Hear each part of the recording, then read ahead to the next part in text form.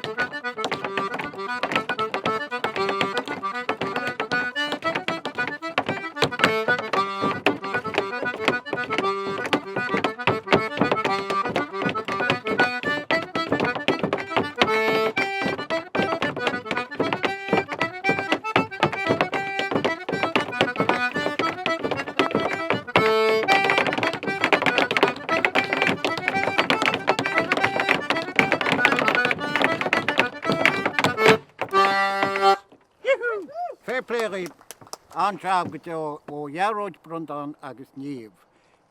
Inis tucamar go dtí litir móid an áte bhfuil cúpla Síofra agus Saoirse agus tá sé go le casa the maid behind the barring.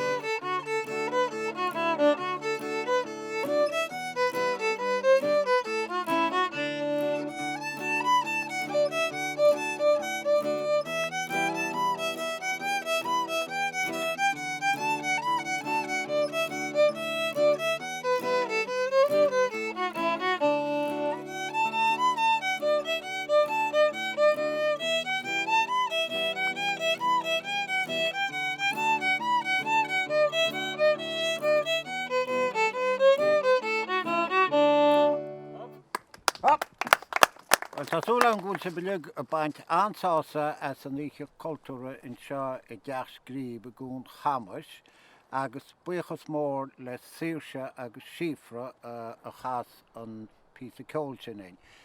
Lean muid ar an inis agus tá Bláithín Ní Mhainín in éanach lom héin agus tá muid go le casa písa ceoil. Bláithín, as tú cén písa chasas muid? Donnybrook Fair. Donnybrook Fair, fair play. Don't see.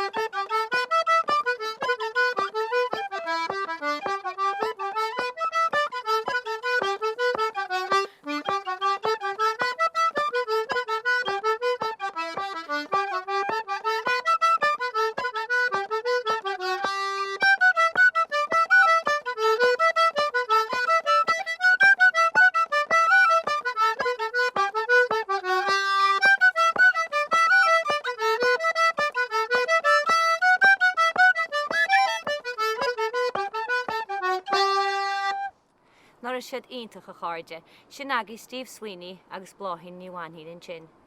Tá saibhris láidir óneacht SeanNós agus an tradiisiúna liginseo an láidir sa gantar seo, agus tá muidir teanmh a teach Scríbe agus tá Ceannabháin salt agus brías. An bailach céanna a bhíon muidí na hains mu seach na scoilení, déanana muid cínte gur choilúna ban taithna bheits. Agus tá teachaí go dtíon deide ar an chailtúir seo an nacht gon bblion seo, agus bhí se chamach an péin beidir gáil agus óran bag a chasa, agus salhácha muid, mas má lipse a gáil agus tiile ólas áiteach féin gclár Cuisle. Ga geisteach ar a Siomh Ealain.ie, ach creach nó sin is suas le óran bag deas ó Rómháidín.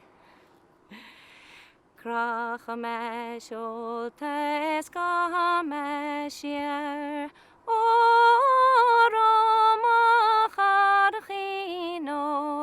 Sgo ihe Ealain.ie camenir o Rómháidín o Rómháidín o Rómháidín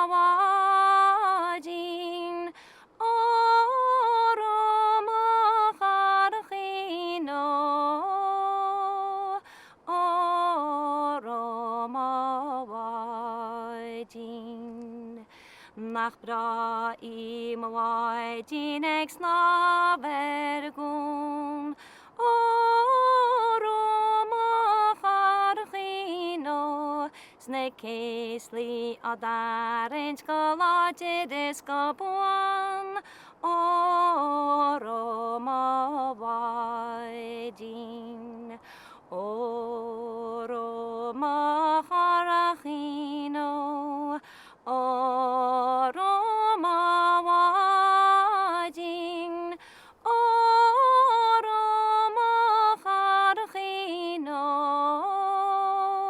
o Rómháidín nach luafar I gamra said agus siar o Rómháidín